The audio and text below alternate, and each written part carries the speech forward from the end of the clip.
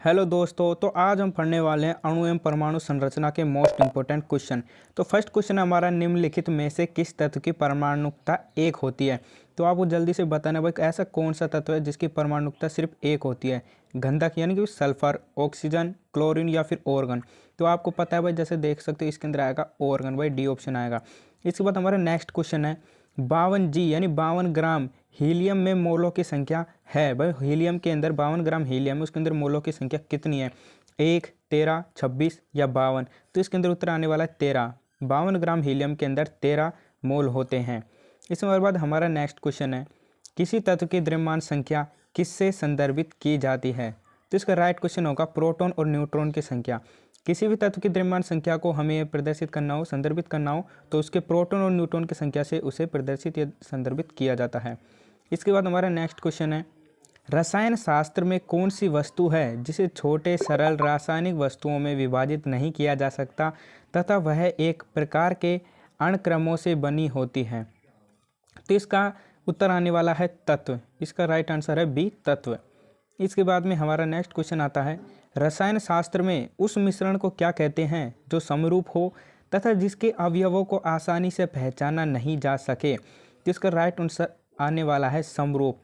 तो समरूप ऐसा मिश्रण है जिसके, जो भाई क्वेश्चन में दे दिया भाई इसका आंसर, तो कि भाई जो समरूप हो तथा जिसके अवयवों को आसानी से पहचाना नहीं जा सके। क्यों भाई, उनका रूप एक जैसा होगा, समरूप होगा, एक जैसे दिखाई देंगे, तो उनको आसानी से अलग अलग नहीं पहचाना जाएगा मिश्रण के अंदर। तो भाई हमारा नेक्स्ट क्वेश्चन आ रहा है, किसी तत्व की परमाणु संख्या किससे संदर्भित की जाती है? तो इसका राइट आंसर आएगा ए, प्रोटॉन की संख्या। भाई किसी तत्व की परमाणु संख्या, तो भाई उसके प्रोटॉन की संख्या। इसके बाद हमारा नेक्स्ट क्वेश्चन आता है, किस यौगिक में ऑक्सीजन की ऑक्सीकरण संख्या +2 है? तो भाई इसका राइट आंसर आने वाला है OF2, डी इसका आएगा OF2। भाई चारों ऑप्शन है, इसमें से सही सिर्फ एक ही है, वो है डी, OF2। इसके बाद में हमारा नेक्स्ट क्वेश्चन आने वाला है, किसी परमाणु की नाभिक में उपस्थित कण है? किसी परमाणु के नाभिक में उपस्थित कण है, प्रोटॉन, इलेक्ट्रॉन, न्यूट्रॉन और इलेक्ट्रॉन, प्रोटॉन एवं न्यूट्रॉन, प्रोटॉन, न्यूट्रॉन, इलेक्ट्रॉन। तो इसका राइट आंसर आएगा सी, प्रोटॉन एवं न्यूट्रॉन। क्योंकि नाभिक के अंदर सिर्फ दो ही होते हैं, प्रोटॉन और न्यूट्रॉन। इलेक्ट्रॉन तो चारों तरफ गोले में घूमते रहते हैं ना। इसके बाद में हमारा नेक्स्ट क्वेश्चन आने वाला है, तो नेक्स्ट क्वेश्चन है हमारा, क्वांटम संख्या जो किसी कक्षा में अंतरिक्ष में अभिविन्यास का दिशा को विनिर्दिष्ट करता है? तो इसका राइट आंसर आने वाला है चुंबकीय क्वांटम संख्या। भाई ऐसी कौन सी क्वांटम संख्या है जो किसी कक्षा में अंतरिक्ष में अभिविन्यास की दिशा को विनिर्दिष्ट करता है? तो ये आएगा चुंबकीय क्वांटम संख्या। इसके बाद हमारे नेक्स्ट क्वेश्चन आने वाला है, नाभिक की खोज रदरफोर्ड ने किन कणों की सहायता से की थी? तो इसका उत्तर आएगा ए कण। ए कण कौन सा था भाई? एल्फा कण। इसके बाद हमारा नेक्स्ट क्वेश्चन आने वाला है, परमाणु नाभिक के अवयव हैं इलेक्ट्रॉन और प्रोटॉन, प्रोटॉन और न्यूट्रॉन, इलेक्ट्रॉन और न्यूट्रॉन, इलेक्ट्रॉन, प्रोटॉन, न्यूट्रॉन। तो इसका राइट आंसर आने वाला है बी, प्रोटॉन और न्यूट्रॉन। परमाणु नाभिक के अवयव है, परमाणु के नाभिक में क्या क्या होता है? प्रोटॉन और न्यूट्रॉन। इसके बाद में हमारा नेक्स्ट क्वेश्चन आने वाला है, परमाणु संख्या 17 एवं द्रव्यमान संख्या 35 के एक क्लोरीन परमाणु के नाभिक में होते हैं। तो इसका राइट आंसर आने वाला है बी, 18 न्यूट्रॉन। इसके बाद हमारा नेक्स्ट क्वेश्चन आने वाला है, परमाणु भार का अंतर्राष्ट्रीय मानक है? तो इसका उत्तर आएगा सी 12 यानी कार्बन 12। रदरफोर्ड ने भौतिकी में किस मूल कण की खोज की थी? तो इसका राइट आंसर आने वाला है बी, प्रोटॉन। तो रदरफोर्ड ने भौतिकी में किस मूल कण की खोज की? तो भाई प्रोटॉन की खोज की थी उन्होंने। इसके बाद में नेक्स्ट क्वेश्चन आने वाला हमारा, तत्व के सबसे छोटे भाग को क्या कहते हैं? तो किसी भी तत्व का सबसे छोटा भाग होता है उसको क्या कहते हैं? तो इसका आंसर आने वाला ए यानी परमाणु। परमाणु किसी भी तत्व का सबसे छोटा भाग होता है। इसके बाद में नेक्स्ट क्वेश्चन आने वाला है, नाभिक के धनावेशित होने की खोज की थी? भाई किसने की थी? तो इसका उत्तर आएगा रदरफोर्ड ने, कि भाई नाभिक धनावेशित होता है। नाभिक के धनावेशित होने की खोज रदरफोर्ड ने की थी। इसके बाद हमारा नेक्स्ट क्वेश्चन आने वाला है, किन कारणों के प्रकीर्णन से नाभिक के आकार का आकलन किया जा सकता है? तो उत्तर आएगा ए कण। तो इसका राइट आंसर है ए। इसके बाद में हमारा नेक्स्ट क्वेश्चन है, दो या अधिक समान परमाणु से जुड़ने से बनता है? दो या दो से अधिक समान परमाणु जुड़ने से क्या बनता है? तो उत्तर आएगा ए, अणु। भाई दो या दो से अधिक परमाणु जुड़ेंगे तो क्या बनेगा? अणु। इसके बाद में हमारा नेक्स्ट क्वेश्चन आता है, एक इलेक्ट्रॉन पर आवेश होता है? तो उत्तर है इसका सी, -1.6 इंटू 10⁻⁻19 कूलाम। भाई 19 10⁻⁻19 कूलाम। इसके बाद में हमारा नेक्स्ट क्वेश्चन आने वाला है, आणविक संरचना के बारे में निम्नलिखित में से कौन सा कथन सही है?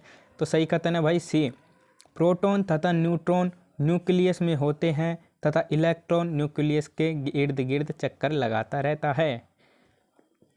इसके बाद में हमारा नेक्स्ट क्वेश्चन आने वाला है कि भाई इनमें से कौन सा युग्म सही है, और भाई बाकी के गलत होंगे, सीधी सी बात है। तो ए आता है भाई डीडीटी रोगाणुनाशक है क्या ये, एलसीडी विषाणुनाशक, आरडीएक्स कीटनाशक, भाई आरडीएक्स कीटनाशक, और टीएनटी विस्फोटक। अरे भाई क्या क्वेश्चन दे रखे हैं, तो भाई उत्तर आएगा इसका डी, डी यानी कि टीएनटी विस्फोटक। भाई जो सही है वो पूछ रहा है ये। इसके बाद में हमारा भाई एल्फा कण है। भाई इनमें से एल्फा कण कौन सा होता है? हीलियम का नाभिक, विद्युत चुम्बकीय किरण, प्रोटॉन और इलेक्ट्रॉन। तो इसका राइट आंसर आने वाला है ए, हीलियम नाभिक। भाई हीलियम भाई नाभिक होता है, नाभिक में तो एल्फा कण मिलेंगे। इसके बाद में हमारा नेक्स्ट क्वेश्चन आने वाला है, कॉपर सल्फेट के नीले क्रिस्टल के साथ पानी के कितने अणु जुड़े होते हैं? तो इसका राइट आंसर आने वाला है बी यानी कि 5। कॉपर सल्फेट के नीले क्रिस्टल के साथ पानी के कितने अणु जुड़े होते हैं? भाई 5। भाई तो फॉर्मूले से पता चलेगा ना। नेक्स्ट क्वेश्चन आने वाला है भाई, छोटे से छोटे कण जो रासायनिक क्रिया में भाग लेता है वह है? भाई छोटे से छोटा कण जो रासायनिक क्रिया में भाग लेता है, तो आंसर आने वाला डी भाई परमाणु। भाई परमाणु छोटे से छोटा कण वही है और भाई रासायनिक क्रिया में भाग भी लेगा। इसके बाद में हमारे क्वेश्चन आने वाले हैं भौतिक एवं रासायनिक परिवर्तन से रिलेटेड। तो इसका भाई पहला क्वेश्चन बन के आता है हमारा, निम्न में से कौन सा भौतिक परिवर्तन का उदाहरण? भाई भौतिक परिवर्तन वो होते हैं जिनको वापस उनकी पूर्वावस्था में लाया जा सके।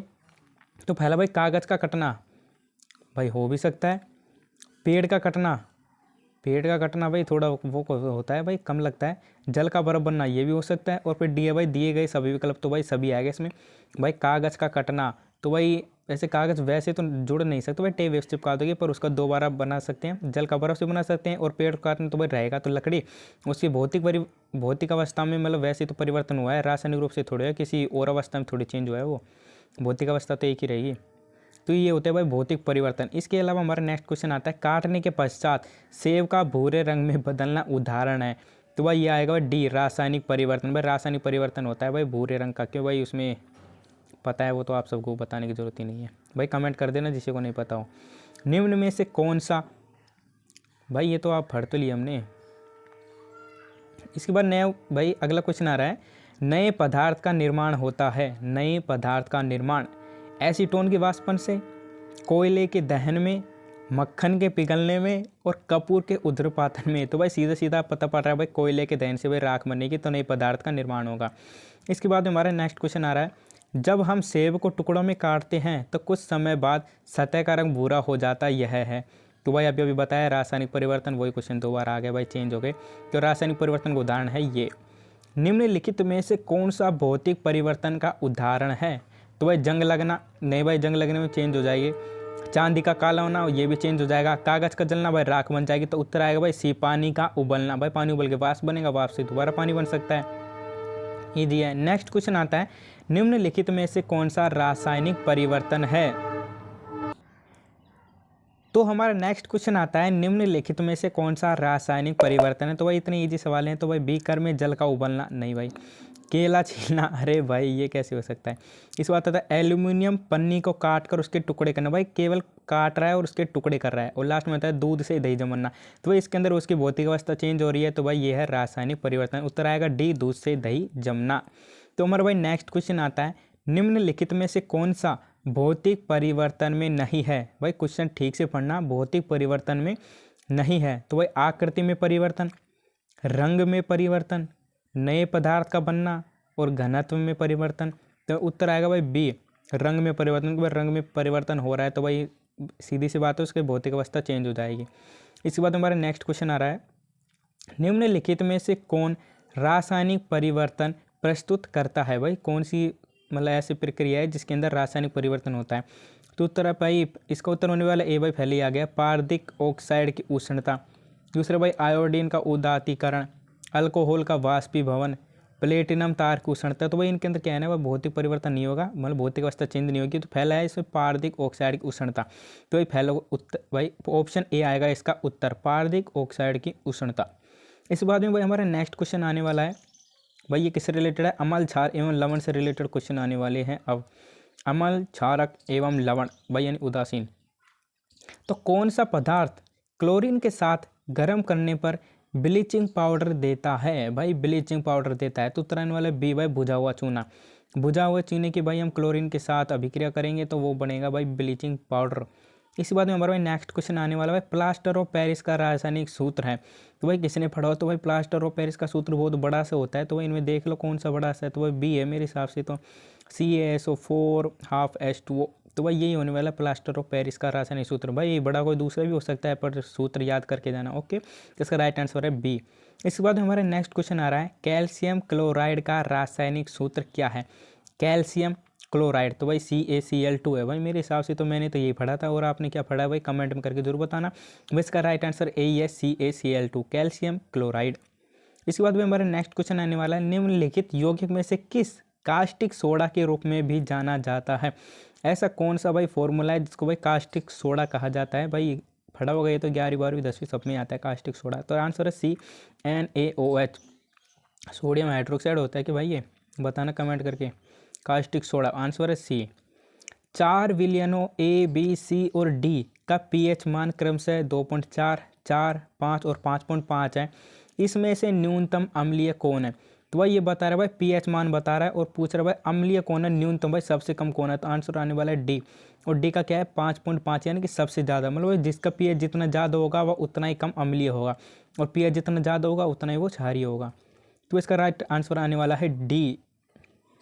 इसके बाद हमारा नेक्स्ट क्वेश्चन आ रहा है वर्षा जल की कौन सी pH परास अम्लीय वर्षा का सूचक मानी जाती है? भाई अगर वर्षा हो रही है तो उसकी pH कितनी होनी चाहिए जब वो अम्लीय वर्षा के अंदर आएगा? तो इसका राइट आंसर है ए 5.6 से कम। भाई क्योंकि जितना कम होगा pH उतनी अम्लीयता ज़्यादा होगी, तो भाई 5.6 से कम होगी तो भाई pH परास माना जाएगा कि भाई अम्लीय वर्षा हुई है। इसके बाद हमारा नेक्स्ट क्वेश्चन आ रहा है नीला थोता कहते हैं। भाई नीला थोता किसे कहा हुआ होगा, किसे कहते हैं? तो भाई ये भी 11वीं 12वीं के अंदर आ चुका है, कॉपर सल्फेट। ठीक से पढ़ने की बात है बस। नीला थोता किसे कहते हैं? तो आता है भाई कॉपर सल्फेट, सीधा सा आंसर है। इसके बाद हमारा नेक्स्ट क्वेश्चन आने वाला है निम्नलिखित में से पाक बेकिंग सोडा कौन सा है? अरे भाई पाक सोडा नहीं भाई बेकिंग सोडा। बेकिंग सोडा सुन के सबको याद आता था भाई सोडियम बाइकार्बोनेट। तो भाई इसका राइट आंसर है सोडियम बाइकार्बोनेट। भाई अगला देखो बी ऑप्शन क्या है, सोडियम कार्बोनेट, पर भाई नहीं सोडियम बाइकार्बोनेट, भाई याद रखना। इसके बाद हमारा नेक्स्ट क्वेश्चन आने वाला है लाल लिटमस पत्र को नीला क्या कर देता है? तो भाई क्षार, सबको पता है भाई, सीधा सीधा 9वीं 10वीं में आ जाता है भाई ये तो। लाल लिटमस पत्र को नीला कर देगा तो भाई वो है क्षार, आंसर बी करेक्ट है। इसके बाद में हमारा नेक्स्ट क्वेश्चन आने वाला है अम्ल वह पदार्थ है जो अम्ल, भाई अम्ल पूछ रहे हैं तो अम्ल क्या है भाई? इलेक्ट्रॉन ग्रहण करता है, इलेक्ट्रॉन प्रदान करता है, प्रोटॉन दाता है, या फिर OH- आयन दाता है। तो भाई अम्ल कौन सा? इसका राइट आंसर है सी भाई प्रोटॉन दाता है। तो दोस्तों नेक्स्ट क्वेश्चन आ रहा है हमारा निम्नलिखित में से कौन सा कथन सही है? भाई क्षार में साबुन जैसी चिकनाहट होती है, क्षार लाल लिटमस पत्र को नीला कर देता है, और भाई लास्ट आ रहा है सभी क्षार भस्म होते हैं किंतु सभी भस्म क्षार नहीं होते। तो भाई ये भी करेक्ट है। तो भाई राइट आंसर है इसका भाई डी उपयुक्त सभी। भाई क्षार में साबुन जैसी चिकनाहट होती है, तो भाई ये क्षार के भौतिक गुणों के अंदर आता है जैसा आपको पता हो। और भाई क्षार लाल लिटमस को नीला कर देता है और अम्ल नीले को लाल करता है, तो भाई बी भी सही है। और क्षार भस्म होते हैं किंतु सभी भस्म क्षार नहीं होते, तो भाई यह कभी एकदम करेक्ट है। तो राइट आंसर आने वाला है डी उपयुक्त सभी। नेक्स्ट क्वेश्चन है हमारा सभी अम्ल जल में घुलकर प्रदान करते हैं, तो भाई पूछ रहा भाई ion, OH- ion, H+ ion, electron या फिर न्यूट्रॉन। तो इसका आंसर है बी H+ आयन। भाई अम्ल है तो H+ आयन ही देगा जल में घुलकर। इसके बाद हमारा नेक्स्ट क्वेश्चन आ रहा है नीले लिटमस पत्र को लाल कर देता है, तो भाई अम्ल। भाई अभी अभी बताया भाई ये क्वेश्चन हो चुका है लगभग 3 बार रिपीट, मतलब कि भाई ये तो आना ही चाहिए सबको। और वैसे भाई ये 9वीं 10वीं के क्वेश्चन है और 11वीं 12वीं में तो अच्छे से आने चाहिए। और अब तैयारी कर रहे हो तो भाई लाल लिटमस पत्र को नीला कर देता है, नीले को लाल कर देता है, तो भाई अम्ल क्षार के तो आना चाहिए। तो भाई नीले लिटमस पत्र को लाल करता है वो है भाई अम्ल। भाई लाल कर रहे हैं ना, भाई नीले को ही लाल करेगा, हरा पीला तो इसमें होता नहीं, नीला और लाल दो ही होते हैं। जो लाल कर देता है वो अम्ल, जो नीला कर देता है वो क्षार। इसके बाद हमारा नेक्स्ट क्वेश्चन आने वाला है रासायनिक रूप से मिल्क ऑफ मैग्नीशिया होता है। भाई 11वीं क्लास का क्वेश्चन, इसका आंसर है सी MgOH2। रासायनिक रूप से मिल्क ऑफ मैग्नीशिया होता है ना भाई। मिल्क ऑफ मैग्नीशिया का रासायनिक सूत्र क्या होता है? तो भाई यह है MgOH2, भाई ब्रैकेट के अंदर याद रखना। इसके बाद में हमारा नेक्स्ट क्वेश्चन आने वाला है निम्नलिखित में से कौन सी गैस अम्ल वर्षा यानी कि एसिड रेन का कारण बन सकती है? कौन सी गैस? तो आंसर है CSO2। भाई SO2 ऐसी गैस है जिसके कारण अम्ल वर्षा हो सकती है। इसके बाद हमारा नेक्स्ट क्वेश्चन आ रहा है भाई, कार बैटरी में प्रयुक्त एसिड है। कार की जो बैटरी होती है उसमें कौन सा एसिड होता है? राइट आंसर है सी, सल्फ्यूरिक अम्ल। सल्फ्यूरिक अम्ल यूज किया जाता है। इसके बाद हमारा नेक्स्ट क्वेश्चन आ रहा है, विरंजक चूर्ण है। तो भाई विरंजक चूर्ण का सीधी सी बात है फॉर्मूला क्या है? आंसर है BCaOCl2। CaOCl2 विरंजक चूर्ण का सूत्र है। आंसर है बी। नेक्स्ट क्वेश्चन आ रहा है हमारा, ब्लीचिंग पाउडर का रासायनिक नाम है। तो भाई ब्लीचिंग पाउडर का रासायनिक नाम ऑप्शन ए कैल्शियम ऑक्सीक्लोराइड। तो भाई इसका फॉर्मूला भी आया था, वो भी यही है, कैल्शियम ऑक्सीक्लोराइड। तो ओके भाई नेक्स्ट क्वेश्चन की तरफ चलते हैं। आयोडीकृत लवण में रहता है। आयोडीकृत लवण में रहता है। आंसर है डी, पोटेशियम आयोडाइड। कौन सा भाई? Potassium iodide. इसके बाद में हमारा नेक्स्ट क्वेश्चन आ रहा है, चूना पत्थर का रासायनिक नाम है। भाई चूना पत्थर का रासायनिक नाम आंसर है भाई सी, कैल्शियम कार्बोनेट। मैं ज़्यादा टाइम लगा रहा हूँ पर भाई आसानी से समझने में वो भाई ठीक से समझो तभी आपको याद हो जाएंगे भाई। अभी तुरंत के तुरंत तो मौज हो जाएगी, और एक बार और देख लेना वीडियो को, जब भी एग्जाम देने जाओ उससे 1-2 दिन पहले तो भाई ठीक से याद हो जाएगा। इसके बाद हमारा नेक्स्ट क्वेश्चन है भाई, सोडा लाइम। अरे भाई सोडा लाइम किसका मिश्रण है? आंसर है बी, NaOH प्लस AO, दोनों को मिला दो बन जाएगा सोडा लाइम। आंसर है बी। इसके बाद हमारा नेक्स्ट क्वेश्चन आने वाला है, मोती मुख्य रूप से बना होता है। भाई मोती, मोती जानते हो ना, मोती। मोती मुख्य रूप से बना होता है, किसका बना होता है? कैल्शियम कार्बोनेट का। ऑप्शन भाई देखने की जरूरत नहीं पड़नी चाहिए, मोती बना होता है कैल्शियम कार्बोनेट का। और भाई सारे इजी क्वेश्चन है भाई, 11th-12th के अंदर आ जाते हैं सारे के सारे। निम्नलिखित में से कौन सा यौगिक अम्लीय तथा क्षारीय दोनों व्यवहार दर्शाता है? निम्नलिखित में से कौन सा यौगिक अम्लीय तथा क्षारीय दोनों व्यवहार दर्शाता है? तो भाई आंसर है ई, आंसर है ए, Al2O3। कि भाई बाकी के तीनों है तो उनमें से हमें कोई लग भी नहीं रहा, तो भाई आंसर है ए, Al2O3। और भाई सबकी बात नहीं करा, पर भाई तो साइंस वाले हैं उनको तो याद होना चाहिए भाई, 11th-12th के अंदर सारे क्वेश्चन मिल जाते हैं भाई, सारे के सारे। एक भी क्वेश्चन अभी मेरे हिसाब से तो बाहर भी नहीं गया। इसके बाद में आ रहा है भाई, खाने का सोडा है।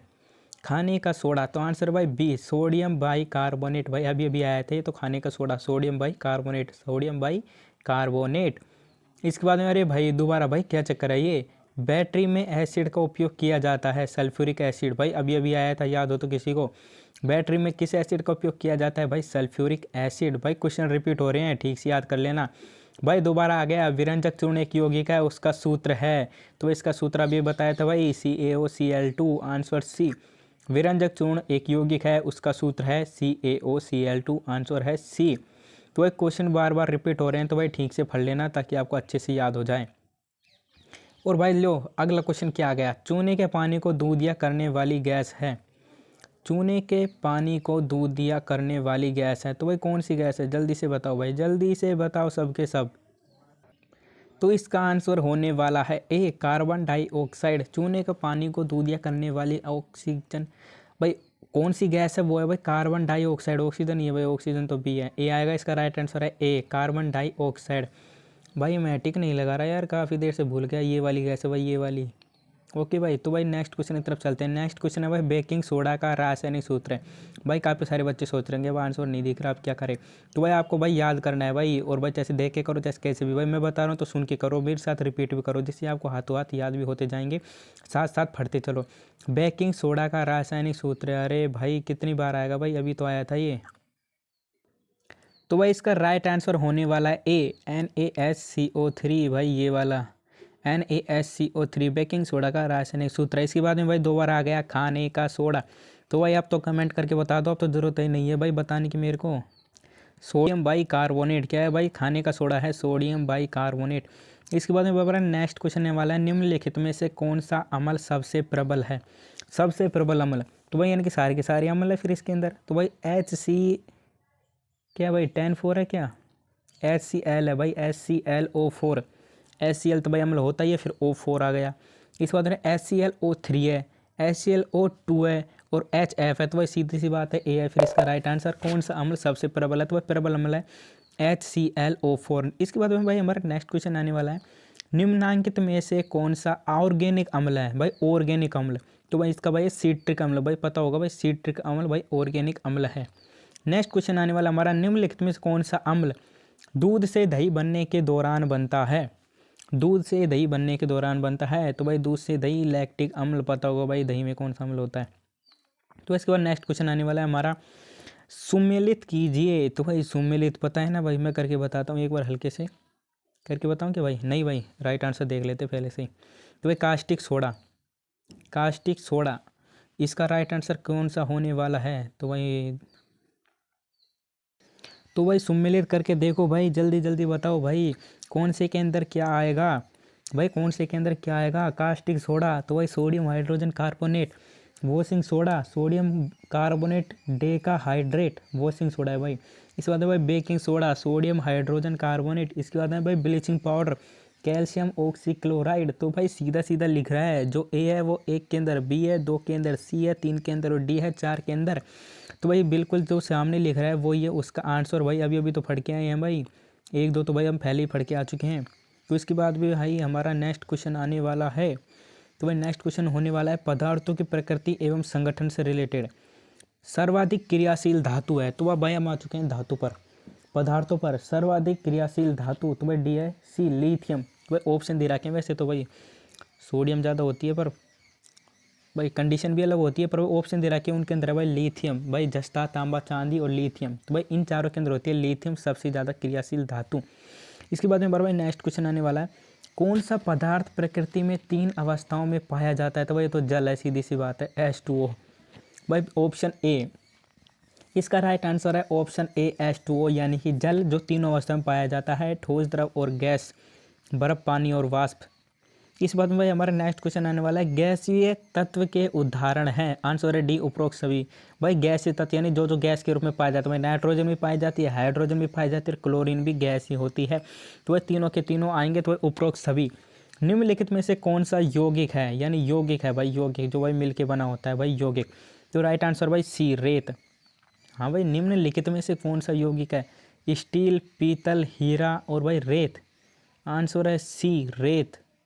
अरे अच्छा भाई, इसने यौगिक ले लिया भाई, धातु नहीं पूछ रहा यौगिक पूछ रहा है, तो भाई इसके अंदर आ जाएगा भाई रेत। इसके बाद में हमारा नेक्स्ट क्वेश्चन आने वाला है, कौन सा यौगिक एल्काइन के बहुलकीकरण से प्राप्त नहीं होता है? एल्काइन के बहुलकीकरण से प्राप्त नहीं होता है, कौन सा यौगिक है भाई? तो आंसर है भाई बी मेसिटिल ऑक्साइड। क्यों भाई? इसका नाम एल्काइन के उसमें आता ही नहीं है भाई, तो मेसिटिल ऑक्साइड आ जाएगा इसका राइट आंसर बी। अगला क्वेश्चन है भाई हमारा, निम्नलिखित में से किस पदार्थ में ऑक्सीजन नहीं होती है? अरे भाई निम्नलिखित में से किस पदार्थ में ऑक्सीजन नहीं होती है? तो भाई राइट आंसर बता दो भाई ये, क्योंकि भाई अब देख लो भाई, सीमेंट, रेत और कांच हो सकते हैं कि भाई जिनमें ऑक्सीजन नहीं होती, भाई इनके अंदर ऑक्सीजन तो कहीं से भी घुस जाएगी, पर भाई मिट्टी के तेल में नहीं होती। अगला क्वेश्चन है भाई हमारा, कुहरा निम्नलिखित में से किसका कोलाइडी विलयन है? कुहरा निम्नलिखित में से किसका कोलाइडी विलयन है? आंसर है भाई ए गैस के परिक्षिप्त द्रव का, गैस के परिक्षिप्त द्रव का। अगला क्वेश्चन है भाई हमारा, एक द्रव जिसमें घुलनशील अशुद्धियां हैं उसे शुद्ध किया जाता है। तो भाई आप खुद का ही सोच लो, आपके पास भाई पानी है, उसके अंदर कुछ चीज़ मिली पड़ी है, तो उसे भाई आप साफ कैसे करोगे? छान कर, छानने से हो जाएगी क्या?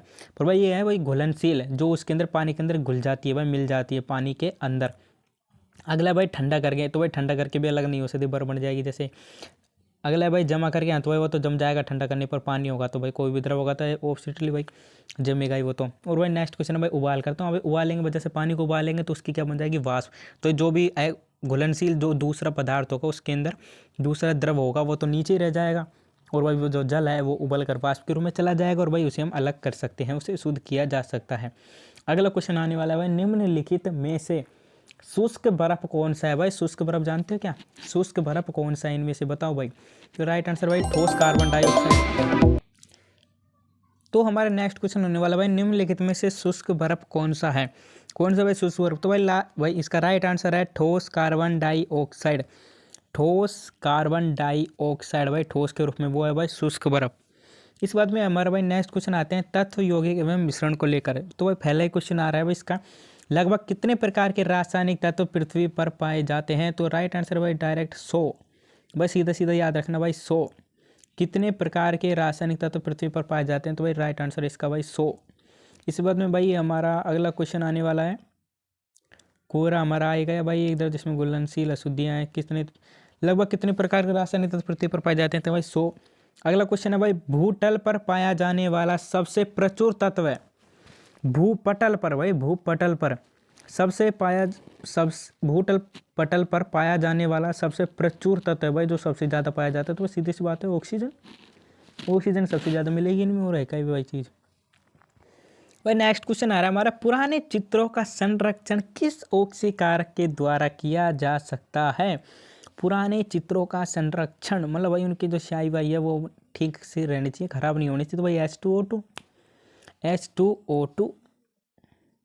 अगला क्वेश्चन है भाई हमारा, वायुमंडल में सर्वाधिक मात्रा किस गैस की है भाई, बता दो अब तो। नाइट्रोजन की है भाई, जिसको नहीं पता वो पढ़ लो भाई ठीक से, ये तो ज़रूरी है भाई, वैसे नहीं तो वैसे काम तो आएगा भाई। ये तो वायुमंडल में सर्वाधिक मात्रा नाइट्रोजन भाई, उसके बाद में है ऑक्सीजन, बाकी की फिर बची जो 1-2% के अंदर। नेक्स्ट क्वेश्चन आने वाला भाई, वायुमंडल में कार्बन डाइऑक्साइड गैस का प्रतिशत बताओ भाई। कार्बन डाइऑक्साइड गैस का प्रतिशत भाई ये तो लगभग आधे से ज़्यादा बच्चों को पता भी नहीं होगा भाई। सी है राइट आंसर 0.03 भाई, 0.03, 0.1 भी नहीं है, पूरा 1% तो छोड़ो, 0.03 है भाई कार्बन डाइऑक्साइड का भी। तो भाई चलते हैं नेक्स्ट क्वेश्चन की तरफ। भाई नेक्स्ट क्वेश्चन आ रहा है हमारा, निम्नलिखित में से किस गैस की प्रतिशत मात्रा वायुमंडल में सबसे कम है, भाई आयतन में पूछ रहा है। निम्नलिखित में से किस गैस की प्रतिशत मात्रा वायुमंडल में सबसे कम है, आंसर भाई B, carbon dioxide. Right answer है भाई कार्बन डाइऑक्साइड। सूची 1 को सूची 2 से सम्मिलित करें तथा नीचे दिए गए कूट का प्रयोग करके सही उत्तर चुनिए। तो भाई मैं आपको 1 सेकंड में करके बताता हूँ इसको सम्मिलित कैसे करते हैं। लो तो भाई देखो हो गया सम्मिलित, तो भाई देख लो कौन का कौन सा, भाई कुछ पता चल रहा है क्या, नहीं पता चल रहा भाई, तो अब मैं बता देता हूँ भाई। इसको कर देते हैं भाई एक बार पूरा साफ, अरे भाई हट जा हट जा हट जा, ऐसे तो नहीं हट रहा भाई। तो पूरा साफ हो गया भाई, अब देख लेते हैं भाई रियलिटी के अंदर भाई कौन सा किसके अंदर आने वाला है। तो भाई रूल लेते हैं, और भाई पहला है भाई सीएनजी के अंदर कौन कौन सी गैसें भरी जाती हैं, तो भाई आंसर आने वाला है 3। एक अंदर जाने वाला भाई 3, मीथेन और इथेन। एलपीजी तो भाई सीधा सीधा है भाई ये ब्यूटेन और प्रोपेन एलपीजी के अंदर। फिर है भाई कोल गैस, तो भाई hydrogen methane carbon monoxide, hydrogen methane carbon monoxide. और भाई वाटर गैस, जल गैस के अंदर तो भाई ये वाला ए, carbon monoxide hydrogen, carbon monoxide और भाई हाइड्रोजन। तो भाई जैसे कि आप देख सकते हो भाई सीएनजी आएगा, methane ethane, LPG butane propane, और भाई कोल गैस जैसे तो भाई हाइड्रोजन मीथेन कार्बन मोनोऑक्साइड, और वाटर गैस इसके अंदर कार्बन मोनोऑक्साइड और भाई हाइड्रोजन। तो भाई चलते हैं नेक्स्ट क्वेश्चन की तरफ। भाई देख सकते हो भाई A3 B2 C4 और D1 भाई सही है मेरा भी। शुष्क बर्फ है, तो भाई शुष्क बर्फ भाई अभी अभी तो आया था। जमी हुई बर्फ, जमी हुई ठोस कार्बन डाइऑक्साइड, जमा हुआ पानी और जमी हुई ऑक्सीजन। कौन सा है भाई, अभी अभी आया था भाई, अभी अभी आया था, बिल्कुल अभी अभी। तो राइट आंसर है इसका बी, जमी हुई कार्बन डाइऑक्साइड। जमी हुई कार्बन डाइऑक्साइड CO2 गैस शुष्क बर्फ होती है। तो बस वही नेक्स्ट क्वेश्चन आ रहा है हमारा। नेक्स्ट क्वेश्चन है, गोताखोरों द्वारा गहरे समुद्र में सांस लेने के लिए ऑक्सीजन के साथ किस गैस को मिश्रित किया जाता है। गोताखोरों द्वारा भाई जब समुद्र के अंदर जाते हैं वो तो सांस लेते हैं, तो ऑक्सीजन के साथ साथ और कौन सी गैस होती है जो मिश्रण के साथ उनके सांस नली के अंदर मतलब सांस के द्वारा लेते हैं वो तो भाई दूसरी गैस है भाई हीलियम भाई जल के अंदर ऑक्सीजन के साथ लेते हैं भाई हीलियम मिश्रित गैस। राइट आंसर है ए। अगला क्वेश्चन है भाई, श्वसन क्रिया में वायु के कौन से घटक की मात्रा को कोई परिवर्तन नहीं होता। श्वसन क्रिया में भाई जब सांस लेते हो तो वायु के कौन से घटक की मात्रा में कोई परिवर्तन नहीं होता। तो भाई सांस लेते तो कौन कौन सी गैस लेते हैं भाई, ऑक्सीजन, और कुछ मात्रा में जाती है भाई कार्बन डाइऑक्साइड, ऑक्सीजन और कुछ मात्रा में कार्बन डाइऑक्साइड। जल वाष्प जिसमें पानी हो वो तो भाई सांस के द्वारा लोगे, तो भाई नाक में पानी डालता है क्या कोई, नहीं भाई। तो बची कौन सी, नाइट्रोजन। क्यों नाइट्रोजन हम बिल्कुल भी नहीं लेते भाई हम, तो राइट आंसर भाई डी। श्वसन क्रिया में वायु का कौन सा घटक है जिसकी मात्रा में कोई परिवर्तन नहीं होता, वो है भाई नाइट्रोजन। ना ही तो लेते हैं ना ही भाई नहीं, दोबारा सांस के द्वारा बाहर छोड़ते हैं भाई। तो भाई नेक्स्ट क्वेश्चन आने वाला है हमारा, निम्नलिखित में से कौन सी गैस रक्त की ऑक्सीजन धारण शक्ति को घटा देती है। रक्त की ऑक्सीकरण धारण शक्ति को घटा देती है। तो भाई आंसर है भाई डी, CO। CO कौन सी होती है भाई, कार्बन मोनोऑक्साइड। नेक्स्ट क्वेश्चन है भाई हमारा, निम्नलिखित में से किसमें हाइड्रोजन मुक्त अवस्था में पाया जाता है? निम्नलिखित में से किसमें हाइड्रोजन मुक्त अवस्था में पाया जाता है? भाई प्राकृतिक गैस में, पेट्रोलियम में, पानी में, और भाई सूर्य। तो भाई राइट आंसर है भाई सूर्य। सूर्य का ताप ज़्यादा होता है भाई, हाइड्रोजन गैस मुक्त अवस्था में पाई जाती है। राइट आंसर है डी। नेक्स्ट क्वेश्चन है भाई हमारा, निम्नलिखित में से कौन सी गैस का उपयोग फलों को पकाने के लिए किया जाता है? लो भाई मिल गई भाई। भाई बोलते हैं ना भाई बाजार में आ रहे हैं फल ऐसे जल्दी से पकाए हुए, तो भाई कौन सी गैस है भाई? इंजेक्शन वगैरह देते रहते हैं वैसे तो, पर गैस का थोड़ी होता है भाई इंजेक्शन। तो भाई एथिलीन गैस है। तो भाई इस गैस के द्वारा भी फलों को जल्दी से जल्दी पका दिया जाता है, फलों को पकाने में किया जाता है भाई। उत्तर है भाई एथिलीन। आंसर है भाई सी। पृथ्वी का तापमान बढ़ाने में उत्तरदायी गैस है भाई, सबको पता है कार्बन डाइऑक्साइड। पृथ्वी का तापमान बढ़ाने में उत्तरदायी गैस है कार्बन डाइऑक्साइड। ऑप्शन देखने की जरूरत ही नहीं है भाई, कार्बन डाइऑक्साइड। कमेंट कर दो भाई आपके क्या क्या सुझाव है पृथ्वी के तापमान को बढ़ने से बचाने के लिए, कमेंट कर दो। चांदी के पात्रों का काला पड़ जाना वायुमंडल में निम्न गैस की उपस्थिति के कारण है। भाई चांदी के पात्र का काला पड़ जाना, चांदी का पात्र काला कब पड़ जाता है भाई? कौन सी गैस के संपर्क में आने से पड़ता है? तो भाई हाइड्रोजन सल्फाइड, हीलियम, नाइट्रोजन और भाई कार्बन डाइऑक्साइड। भाई इनका तो कोई मतलब ही नहीं है। आंसर भाई ए, हाइड्रोजन सल्फाइड के संपर्क में आने से काला पड़ जाता है। नेक्स्ट क्वेश्चन आने वाला है भाई, लोहे एवं इस्पात को जंग से सुरक्षित रखने के लिए जस्ते की पतली परत चढ़ाने की विधि को कहते हैं? अरे भाई लेपन लेपन लेपन लेपन है, जसद लेपन है।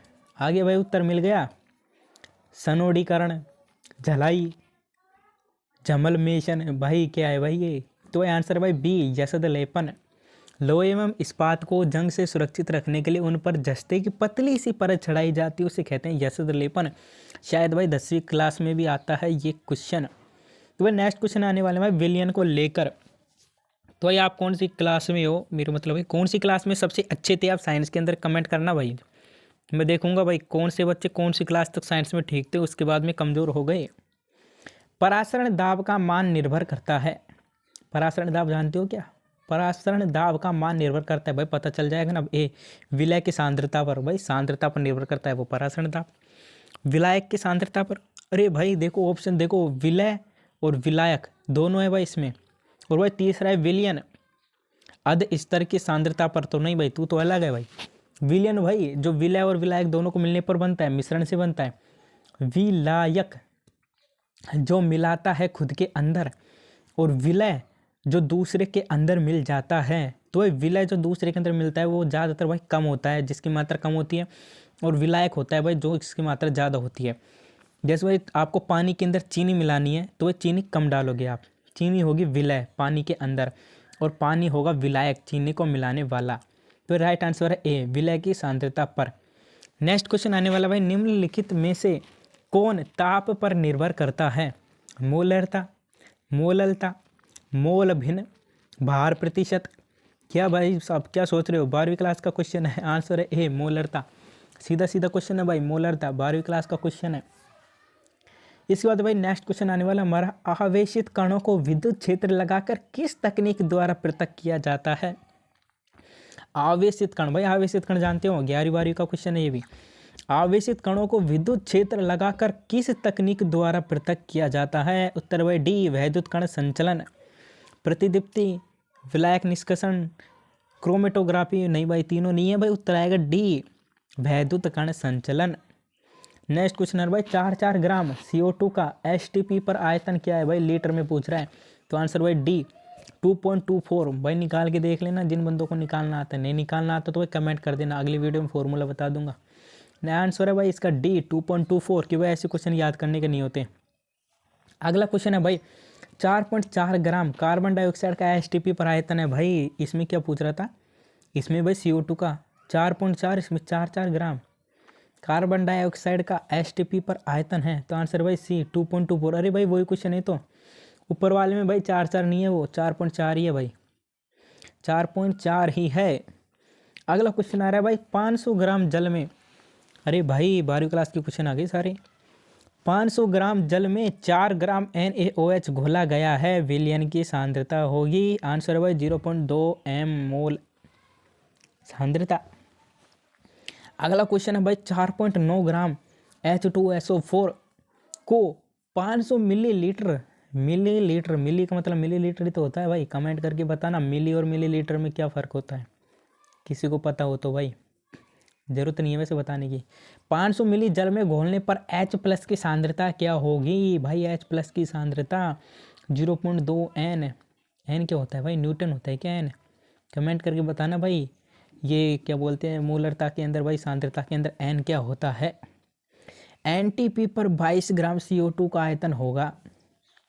एनटीपी पर पूछ रहे भाई, एनटीपी पर 22 ग्राम CO2 का आयतन होगा 22.4 लीटर। भाई अभी तो आया था भाई, नहीं भाई वो तो एसटीपी पर आया था, पर 22.4 लीटर भाई, राइट आंसर देख लेना भाई। अगला क्वेश्चन आने वाला है 0.001 MHCN। भाई HCN आ गया भाई। HCN विलयन का आयनन 7.0% है। इसके अपघटन स्थिरांक का मान है भाई 0 पॉइंट है भाई, ये 0.49 इंटू 10 की घात -5। पढ़ लेना भाई, पढ़ा नहीं जाए किसी तो रट ले जाना भाई, काम तो आएगा ही। अगला क्वेश्चन है भाई गैसों के सामान्य गुण। हाँ भाई अब आएगा मजा। गैसों के सामान्य गुण, किन्हीं दो गैसों का मिश्रण का कुल दाब है। प्रत्येक गैसों के आंशिक दाब का योग, प्रत्येक गैस के आंशिक दाब का योग, प्रत्येक गैस मतलब भाई दोनों गैसों के आंशिक दाबों का योग कर देंगे तो मिश्रण का कुल दाब बन जाएगा। दोनों गैसों के आंशिक दाब का अंतर, पहले योग था भाई, अब अंतर भाई बड़ी में छोटी घटा दो, गुणनफल कर दो, या फिर अनुपात भाई बटे में लिख दो। तो भाई सीधी सी बात है भाई, कुल दाब पूछ रहा है तो भाई योग होगा। तो आंसर भाई ए, प्रत्येक गैस के आंशिक दाब का योग। अगला क्वेश्चन है भाई आदर्श गैस के समीकरण PV+NRT। PV+NRT क्या है भाई? आदर्श गैस का समीकरण है। में निम्न में से कौन सा R का गणितीय मान नहीं हो सकता है? बताओ भाई बताओ। आदर्श गैस के समीकरण में PV+NRT में, आदर्श गैस का समीकरण है में R का गणितीय मान नहीं होता है भाई। R का मान क्या होता है?